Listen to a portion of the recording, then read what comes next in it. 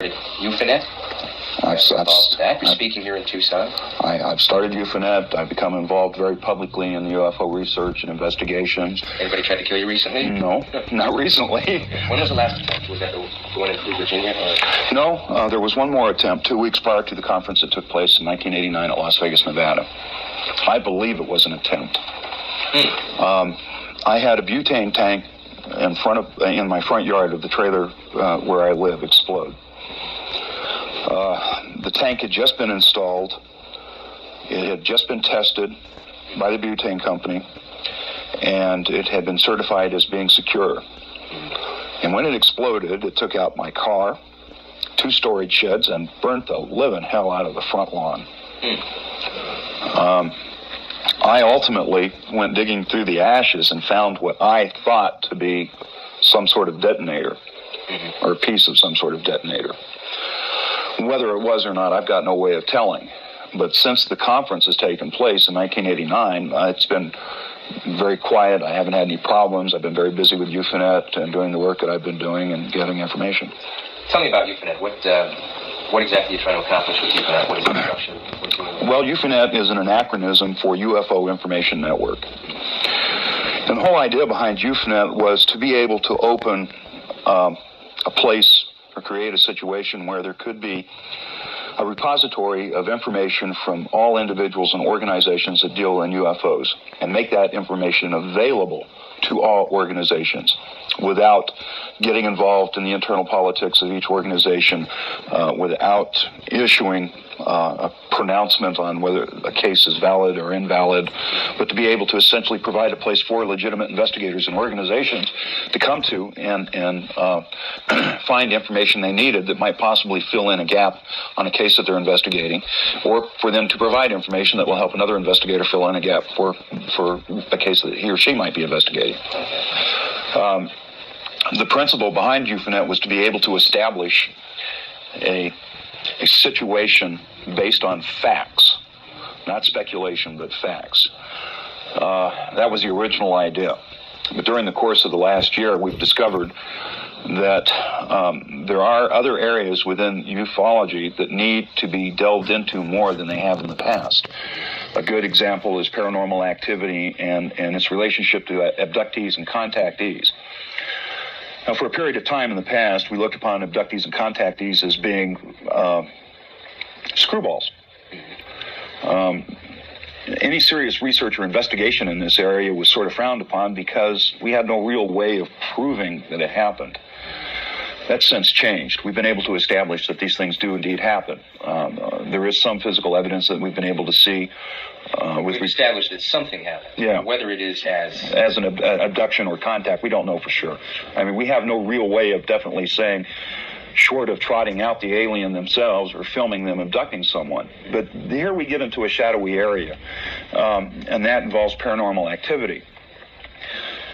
Through the years, we've discovered that most contactees, people who've not had contact with each other, tell usually the same story in various different forms of either dreaming about being carried aboard an alien spacecraft, having medical tests performed on them. And it wasn't until Betty and Barney Hill came out, and their case was so well documented and researched by medical authorities and psychological authorities, that the tide suddenly began to shift in favor of acceptance of the abduction contactee scenario.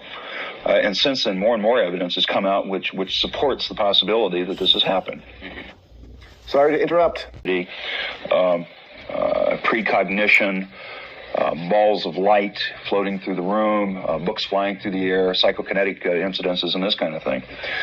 And surprisingly enough, recently, in performing research and going through old records of Dr. Leo Sprinkle, talking to people from all over the country, information that was gained from Paranet, we've discovered that there is a correlation of paranormal activity that goes back as far as 1963. Recorded incidents of this happening. And this is an area I think that we have to learn to look at a little bit more carefully without the prejudice that we have with regards to the dividing line between UFOs and psychic phenomena. Because the research that I've done indicates that it's possible that they're interconnected.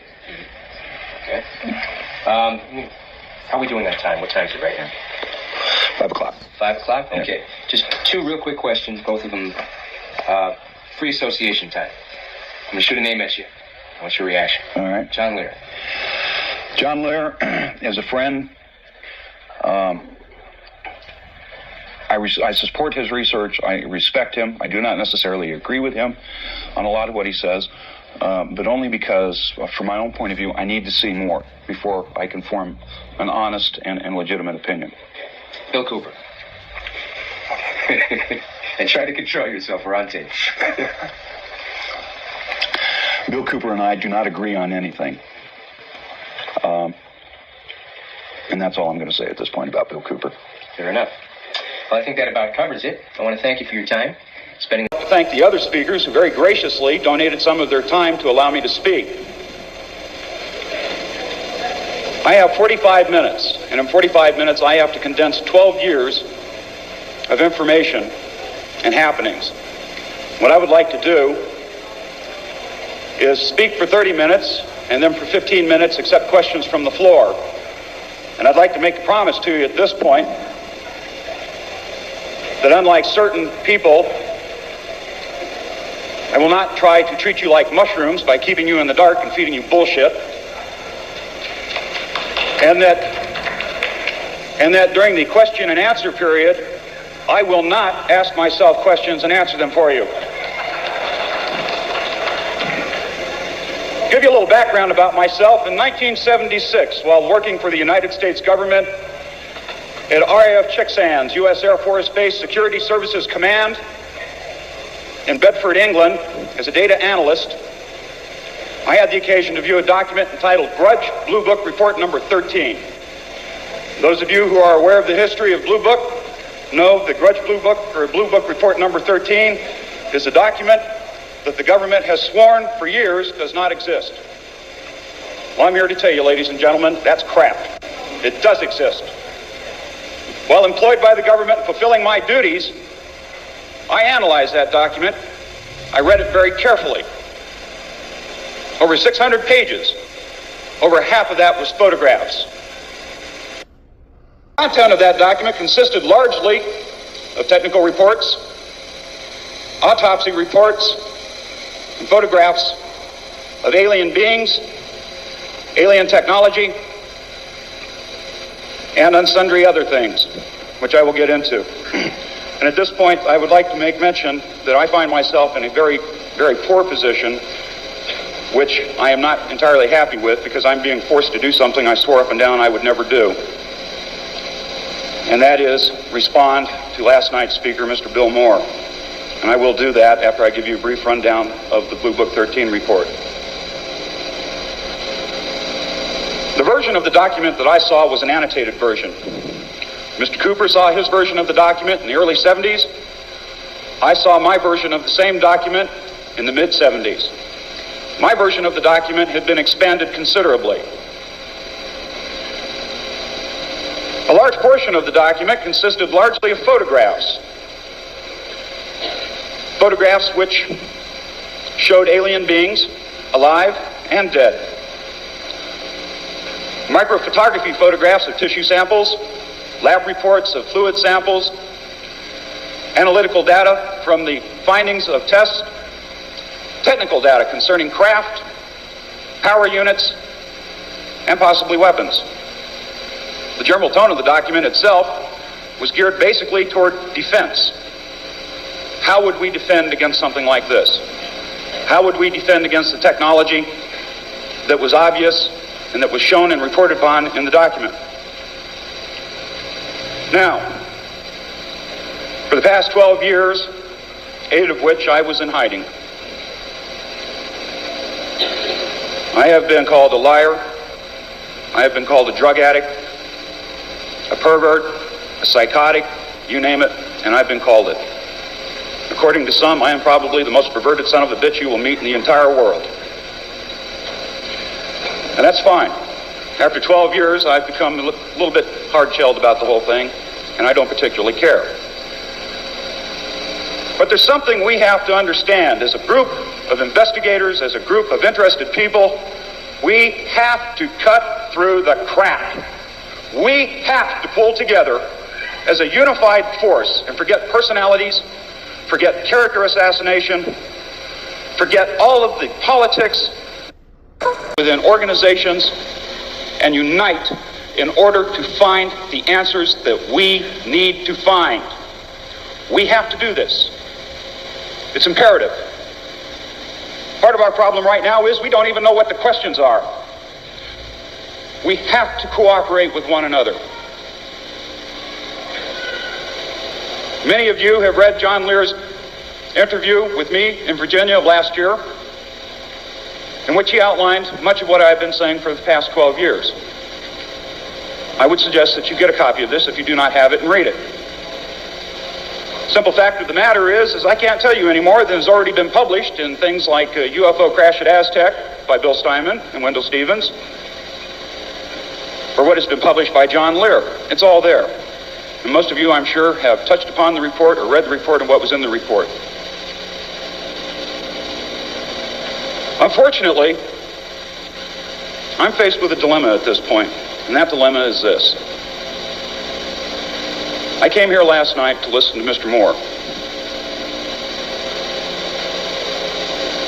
And I came here with the idea of being open-minded as I possibly could, understanding that people are entitled to their own opinion, their own feeling, for whatever reason. But there's a part of me that objects very strongly to being lied to. And that's exactly what happened last night. You were lied to. We sat up here in the audience and listened to a man expound on stuff that was absolute utter hogwash. Now, some of you are sitting out there saying, how can this be true? Why is it hogwash? He's a respected investigator. He's been in the business for a long time. He's published a book. He's published a couple of books. Yes, he has. His Roswell incident set new precedents for investigation in the UFO field, and he's to be commended for it. I admire him for it. It's an excellent book. He broke new ground for UFO investigators. What happened after that, I don't know. You heard Mr. Moore stand up here and say in 1980 or 1981, he was approached and given information by Falcon or Condor or whatever the buzzard's name was. That was a lie. It was an absolute lie. And I know it was a lie, because in 1979, 1 month after Mr. Moore arrived in the state of Arizona, thanks to Mr. Alan Benz, formerly of APRO, now for the Foundation of UFO Research, Mr. Moore and I met, at which point I related my information to Mr. Moore. We met not once, but twice. Several months later, Mr. Moore came to me, my place of business, in a little place called Trail Dust Town off Tanker Verde Road in Tucson, Arizona. We went across the street to a little place called the Parfait Palace. I had a bowl of chili, he had a cup of coffee. I had heartburn, and he had brain burn. Mr. Moore sat there for 2 hours, and we conversed. We discussed what I had related to him to begin with in the Blue Book documents. And I think ostensibly what he was trying to do was to see if he could catch me at a lie. See if I would tell him the same thing I told him before, which is fine. Any good investigator would do that. But somewhere along the line, Mr. Moore twisted it around.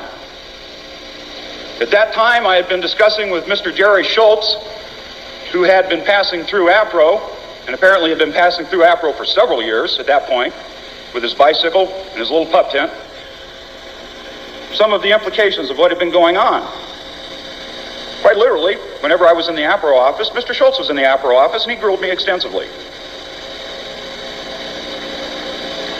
Mr. Moore asked my opinion of Mr. Schultz. At that time, being fairly conservative and not as liberal as I am these days, I expressed the opinion that I thought Mr. Schultz was a bit different. Mr. Moore brought up the question of drugs. To which I responded, I don't know. It's possible. Anything's possible. I did yours. never have been close. Very shortly after that, due to circumstances which got a little bit out of control with regard to my activity and investigation, and the fact that very suddenly there were serious attempts against my life, it became appropriate for me to disappear, at which point I went into hiding for 8 years. Yesterday marked the first anniversary of me resurfacing into the UFO investigative community. Today marks the 13th anniversary of my viewing of the Grudge Blue Book report number 13. 13 years ago today, in 1976, I viewed that document, and my life went to hell in a handcart. As a result of viewing that document, as I digress a little bit, I lost a wife and 2 kids. I reported to work as I normally do at Security Services Command at RAF Chick Sands. I was immediately told to report to the base commander's office on base, which I did, where I met Colonel Robert Black, then base commander at RAF Chick Sands. Colonel Black called me into his office and informed me that I was being discharged from my job and that I was being deported from the country as undesirable element. No explanation, no reason. That was it. It took me several months after my return to the United States to finally determine what had happened. I was not allowed to say goodbye to my wife or children, who remained in England, who remained at RAF Chick Sands for another 5 years, where she taught school at the RAF Chick Sands Dependent School. I have not seen my wife and sons in 12 years. I have not heard from them in 2 years. I have discovered ultimately that she was transferred to another Air Force base in England. Still. I was not allowed to communicate with her in any way, shape, or form. I was not allowed to tell her what was going on, why it was going on. I did discover later that she had been told that I just walked in and quit and left the country. And left her. It's not true. Excuse me.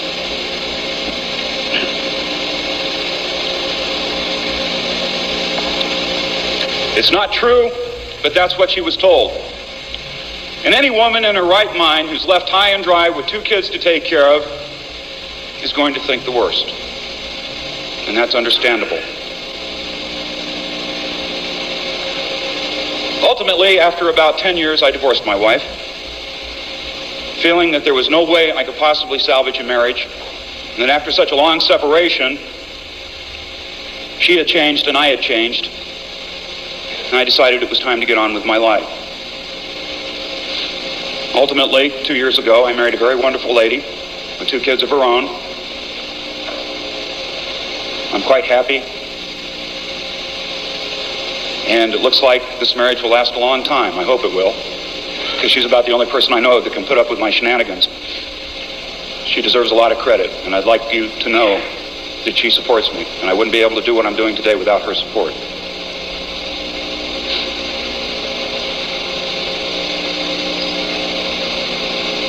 During the last 12 years, there have been over 15 attempts on my life. I've been shot at, I've been stabbed, I've been blown up, I've contracted food poisoning, all the little things that are geared to look like nice little accidents. Now, some of you will say, well, if you were in such a secure position while you were hiding, why did you come back out? I was employed at a radio station in Lynchburg, Virginia, WLVA, Stereo 59. By this time, John Lear had tried to contact my father. My father is William J. English, Speaker of the House of Representatives for the state of Arizona. My father, being somewhat aware of my desire to maintain my anonymity, denied my existence to John, had his secretary deny my existence. And John, bless his heart, persisted. Persisted to the point where my father's secretary was so worked up and so upset, my father decided to forward John's phone number and a terse little note saying that he did not tell John where I was at or how to get in contact with me, and I damn well better take care of it because he was getting tired of it. I learned a long time ago it's not wise to cross my father. He has a nasty habit of getting what he wants. But I didn't respond to it immediately for two reasons. One, I did not know John Lear. And two, I really didn't feel that it was necessary at that point for me to come out of the closet and announce that the rumors of my demise were exaggerated.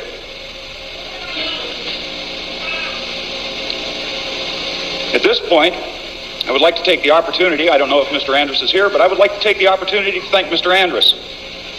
Because Mr. Andrus is directly responsible for me contacting Wendell Stevens. Mr. Andrus made a statement to ABC News, I believe it was. The statement was so out of character for what I knew from Walt Andrus that I had to consider it very carefully. While working at the radio station, I had the opportunity to view the pre-feeds that network sends down to radio stations so that you'll have an idea of what is going to come down the network news. In that statement, Mr. Andrus said that there are aliens on Earth, that we have been invaded, and that they are here. I found this extremely out of character for what I knew of Mr. Andrus. It was not the conservative person that I had known, certainly wasn't the person that had been described to me by Coral Lorenzen, which I might add at that time was not complimentary at all. But shortly thereafter, I was on Coral's list also, so it didn't matter much. And I knew that I had made it, wherever made it was, because I was at the top of her list of people to avoid and to hate. And I might add at this point, I have the dubious honor of being the only person that Coral has tried to sue. When Coral did that, I knew then and there that I had reached the top. But I will say this of Coral and Jim Lorenzen, they have my honor. They have my admiration. Whatever my personal feelings about Jim and Coral Lorenzen might be, they had the courage to do something that nobody else did, and they were the very first.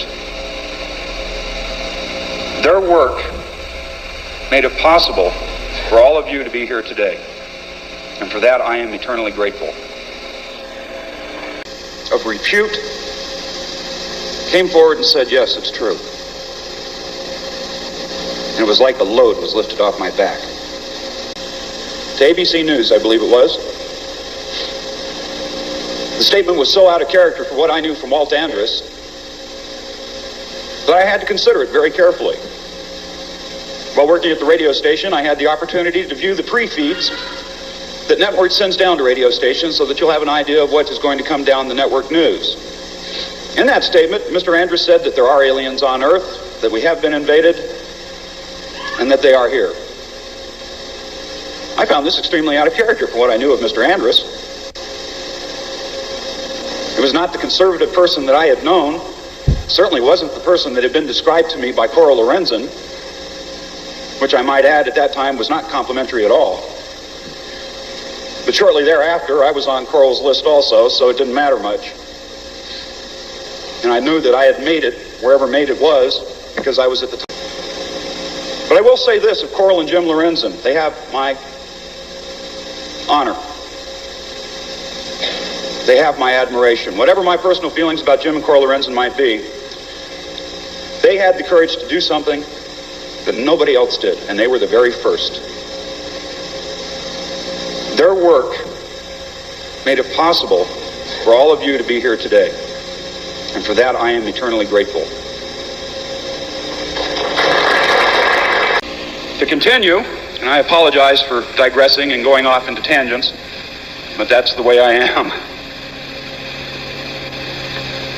I read the statement that Mr. Andrus had made on the wire service, and I said, this can't be right. I don't believe this. After so many years, somebody of repute came forward and said, yes, it's true.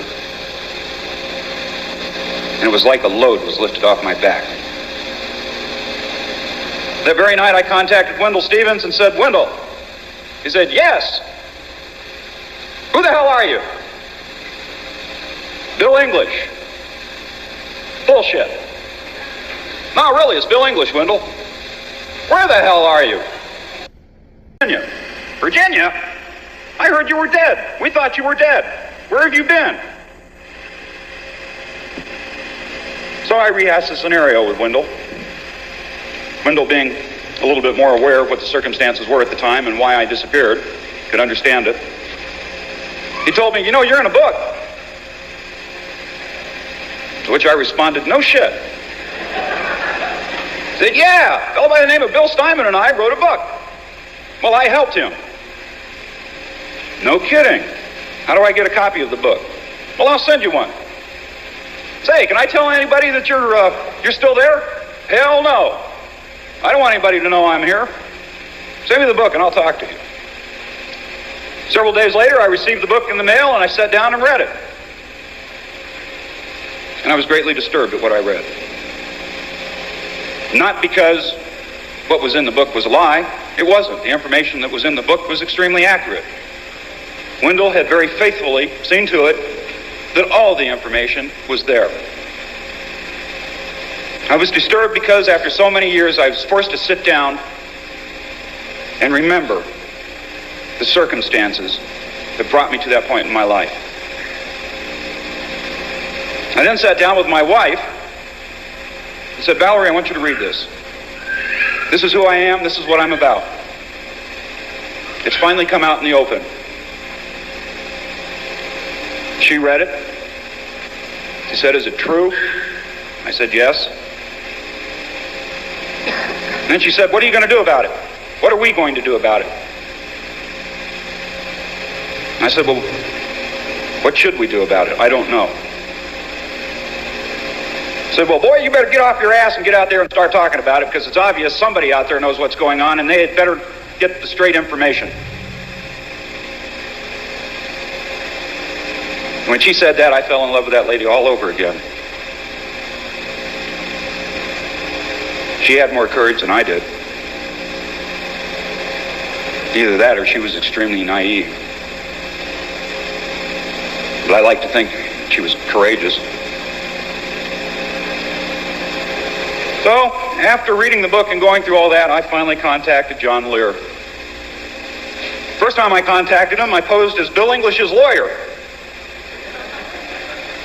Called him up and said, I'm Mr. English's lawyer, legal attorney. He told me to contact you and find out what the hell you want.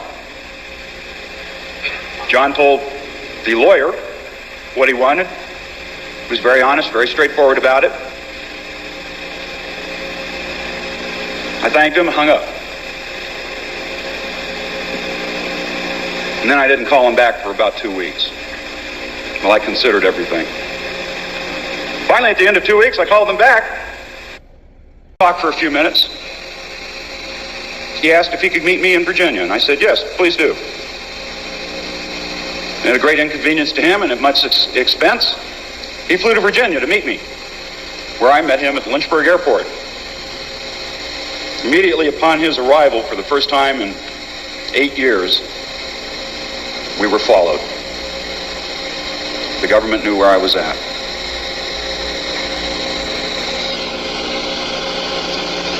John came into the airport terminal. I was wearing a beard, grubby old Levi's, the blue vest that many of you have seen me walking around there in the last few days, my lucky vest. He sat down. He had no idea what I looked like. I sat down next to him, waited for a couple of minutes, turned around and looked at him and said, you can buy me a drink, let's go. And John, being the trooper that he is, didn't say a word. Got up, grabbed his bag, and walked out the door. Our trails followed us out the door. We jumped in John's car and headed to a local bar, where John bought me a drink. 2 gentlemen followed us into the bar. John and I scooted out of the bar and headed for my home. The next few days, John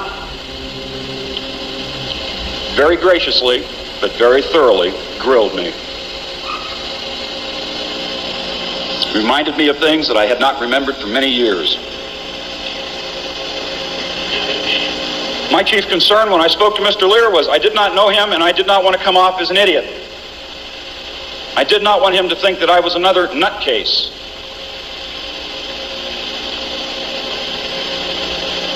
It wasn't until about a month later, when Mr. Lear sent me a copy of his report on meeting with me, that I finally had an idea of what he thought of me, and I was deeply gratified to see that he believed me.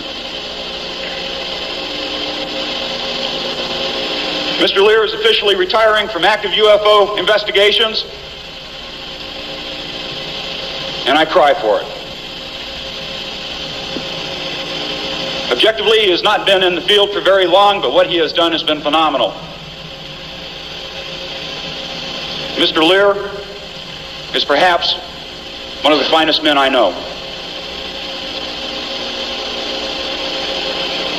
Whatever else you might think of him as an investigator, as a controversial figure, human being, the man has heart. And there's damn few of us anymore that can say that about anybody.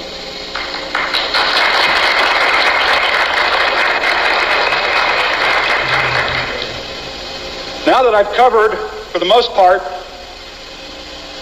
what I've had to say with regard to reviewing some of these circumstances which have brought me here tonight, it's now necessary for me to address the question of Mr. Moore. Last night, Mr. Moore stood up here and said, we must stop the character assassination. We must stop the infighting. We must stop the disinformation. And as he was saying that, I was walking around the back of this auditorium about ready to pop a cork because the man was standing there telling you a bald-faced lie. Yeah. He has not stopped the character assassination, and he never did. 9 months ago, when Mr. Moore discovered that I had resurfaced, he was asked by 2 engineers from Aerojet Corporation what he thought of me and my viewing of the documents that I said I had viewed. To which he responded, Bill English told me that he and Jerry Schultz were doing LSD when they wrote the Blue Book summation. This is a documented fact. Bill did in fact say this, and I have a letter from him stating that he said it. And I have that letter here today. It's in the possession of Mr. John Lear because I gave it to him yesterday morning. That statement is an out-and-out lie. I never made such a statement to Mr. Moore. In fact, I do not do drugs. I have a hard time taking drugs, even those prescribed by the doctor.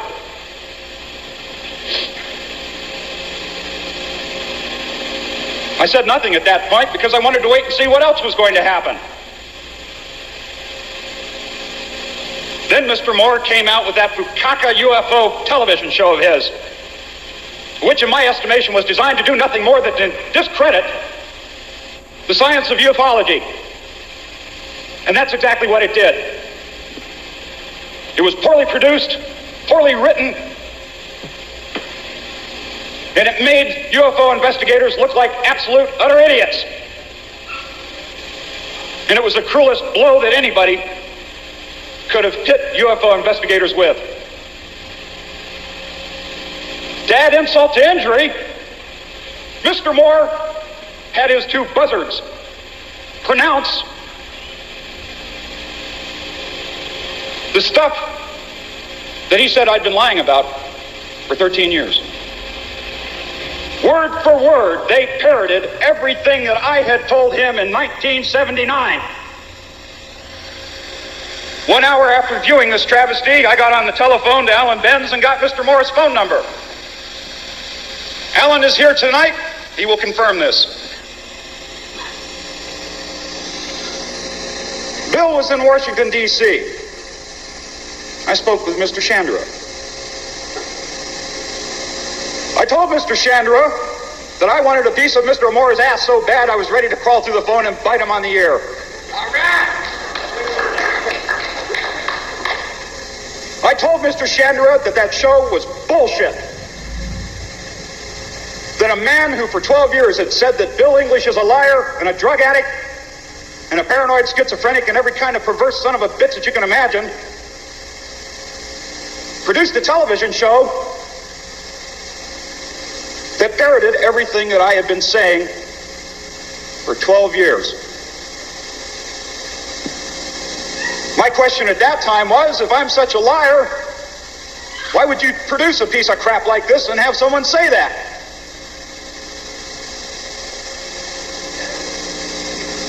My question now is, after producing that piece of shit, why would you stand in front of an audience of qualified, intelligent people and tell them that it was a disinformation ploy?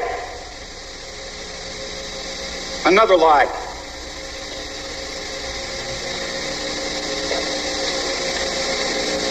Quite frankly, if Mr. Moore is not in this for the money, then what the hell is he in it for? He's not done any good for UFO investigation that I can determine, except hurt it.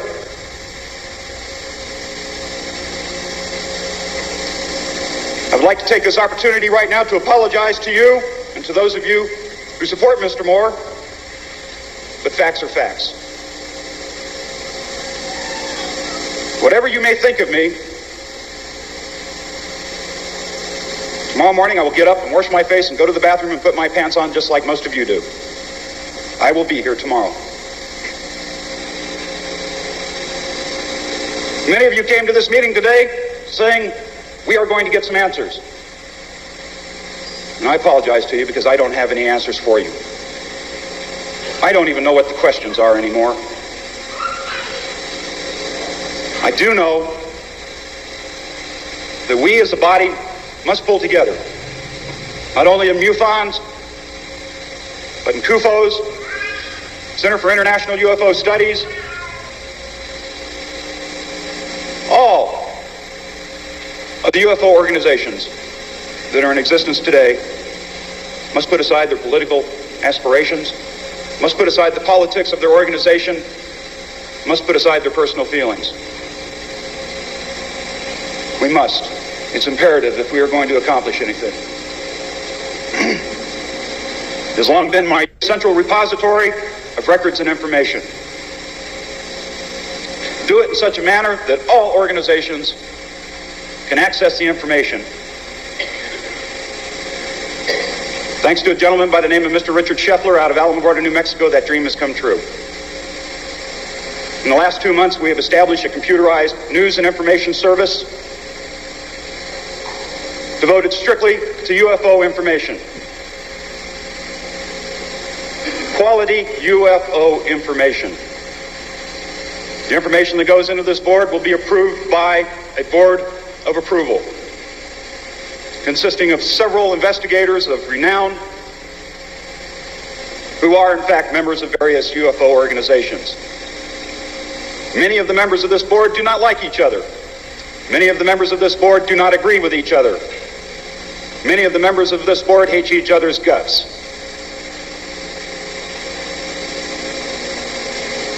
We don't care. Whatever your opinions and personal conflicts might be, the members of this board are charged with the duty of checking over whatever information is submitted to the UFONet bulletin board for content, investigative technique. We do not editorialize. Whatever is submitted will be put on the computer exactly as it was submitted. There will be no deletions. There will be no editorial comment added to it. Nothing. What you see will be the original document. It is my hope that we, as an organization of human beings, can gather together and use this service to find the disinformation, to make a determination as to what is true or not true, employ scientific technique in the investigation of UFOs, and establish a firmer, more solid foundation for this science of ours. And that's exactly what this is. This is a science. We have no established criteria, per se, for investigators, but we hope eventually that will take place, and that ufology will be recognized as a genuine, bona fide field. For those of you who are not aware of my particular situation, it's time for the commercial.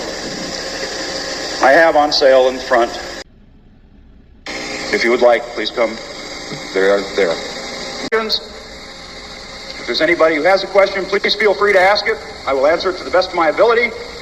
If I cannot answer it, I will be honest and tell you I don't know. Yes, dear. Yes.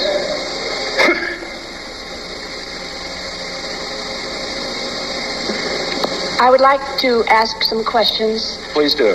Would you comment about the Philadelphia experiment, Einstein and Marilyn Monroe? a little joke there for levity. To be perfectly honest with you, the only thing I know about the Philadelphia experiment is what I saw in the movie. I cannot give you a qualified opinion about the book. And what was the rest of your question? Well, I was wondering, in connection with that, about the mystery connected with involvement with the Philadelphia experiment. Can you talk about the circumstances where you reviewed this Report 13 in England? You were in the service there, or no, a little more detail? I was a civilian employee. I was employed by the Department of Defense Security Services Command. The document came across my desk in a diplomatic pouch with a disposition form instructing me to analyze the document, assign it a probability rate as to whether or not it was true, whatever. All I did was my job, which was essentially analyze the document that was presented in my inbox and write a summation of it. Thank you.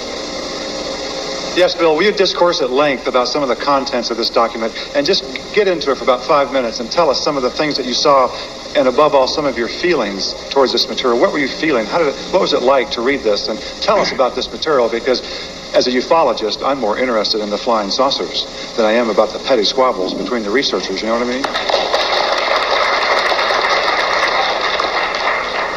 At the time when I read the document, it was reported in the document that the United States had in its possession several UFOs. Technological reports showed that on a few of them they had been dismantled. There was a photograph of what was labeled as an atomic generator or a nuclear power unit, which was no bigger than a basketball. The inside of the craft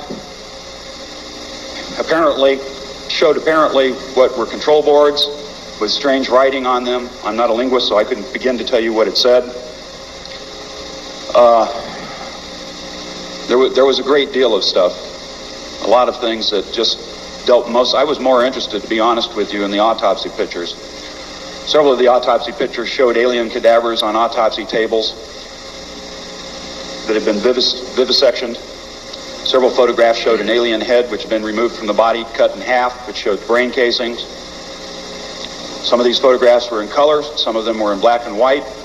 One particular photograph that I remember distinctly was that of three aliens shoved up against what appeared to be a white tile wall, in which they looked very confused, and a photograph of them was taken. I'm sorry? Live aliens. Does that answer your question? Yes, sir, May. Isn't it true, Bill, that our government believed for quite some time that these Greys boasted that they created Jesus Christ? I know it's kind of heavy, and I just figured I'd drop it on you. It is rumored that this is in fact what has taken place. It's rumored that because of biogenetic engineering, Jesus Christ was engineered by the aliens. Quite honestly, I have no knowledge of this. I'm not a theologian. And to be perfectly honest with you, that is a topic that I am afraid to even approach for the simple fact that it is so hot I would get burned. I appreciate that, and thank you. Yes, sir. Yes, as a civilian employee and privileged to that kind of information, I wonder what it was that led to them flopping that on your desk, and what your direct reaction to information about UFOs were. Did you have any previous orientation toward UFOs, or? Perfectly frank with you, I had no interest in UFOs whatsoever. Had no knowledge of them.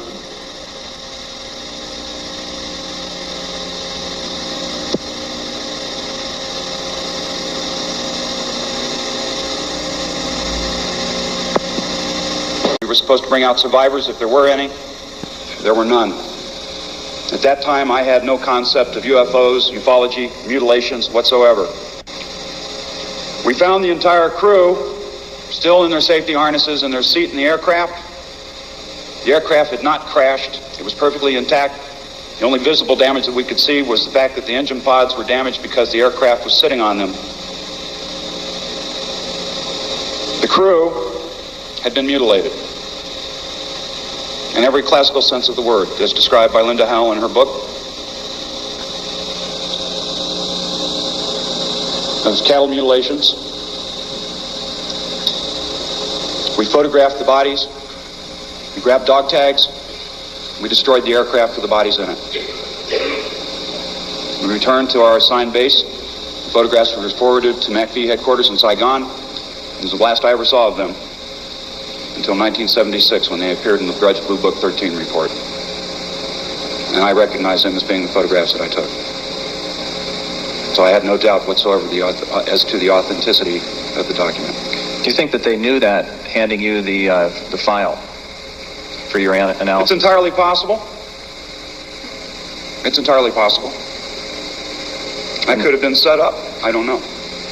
And then beyond that, after you did analyze it and write your report, I'm unfamiliar with that, so I'm just wondering if that was what led directly to your ousting in the service. I believe it was. I believe it was. Thank you.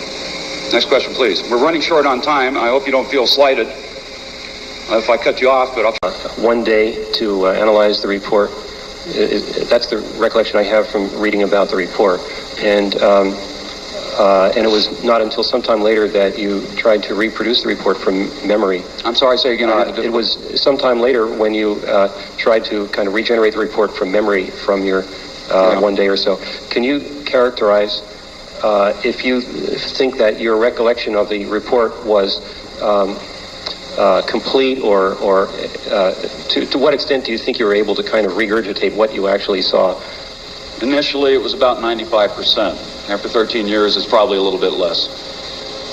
That's actually a very high percentage. Is that just your talent? I have an idyllic memory. Okay. You're what? You're what? I have an idyllic memory. Idyllic. All right, yeah. I got it, but I can't say it.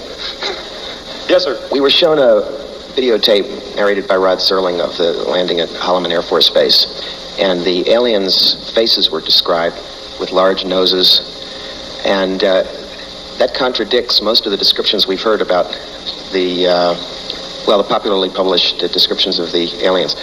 The photos that you saw of the cadavers, did they suggest faces like those that we saw in that tape? And how do you explain that discrepancy? You see some of the gentlemen walking around here with these strange white tags hanging off their collars. It's a picture of an alien. That pretty much characterized what they look like in the pictures that I saw. It's entirely possible that those aliens which landed at Holloman Air Force Base were of a different species. I do not know. I have a question about a book that I discovered being mentioned in the Flying Saucer Review. In fact, being debunked and ridiculed there, and actually found a bookstore in Los Angeles, the book called Urantia. And when I opened it, the thing that grabbed my attention was mentioning of universities, super universities, central universities, local universities, and so on. And having some background in physics, in engineering, and being interested in different dimensions, I said, well, gee, interesting. Got the book, and I've been reading it carefully all these months. It was written in 34, 35, translated into English in the subsequent years, probably distributed through Your point, sir, please. We're running short on time. My question is, did you find any mentioning of this book in the documents that you came in contact with? Because in the book there are many chapters that will describe alien anatomies of different dozens of cases. Well, first of all, I'm not familiar with the book. What I saw in the document was technically oriented. There was made mention of the possibility of interdimensional travel, but at that point, and now, I have no knowledge of physics whatsoever. So I could not answer you. It's not a book about dimensions. It's more a book about life in the universe and the different types of beings in the universe. And they would have chapters and chapters of listing of different biological types of entities, a lot of knowledge in chemistry and physics, astronomy, and so on. Having not read the book, I can't give you an honest and qualified answer. Last question. Yes, sir, Bill. We knew that the aliens are very good at telepathy. Now, if in the early days the aliens were mistreated by humans, don't you think that that was conveyed to the alien nation early on, and as a result, I mean, don't you think they're waiting to get even or have gotten even? Well, not being telepathic, I can't answer that question, unfortunately. If they are telepathic, I would imagine that if one knows, they all know. Ladies and gentlemen, I'd like to thank you very much for allowing me this time, and thank you for listening to me.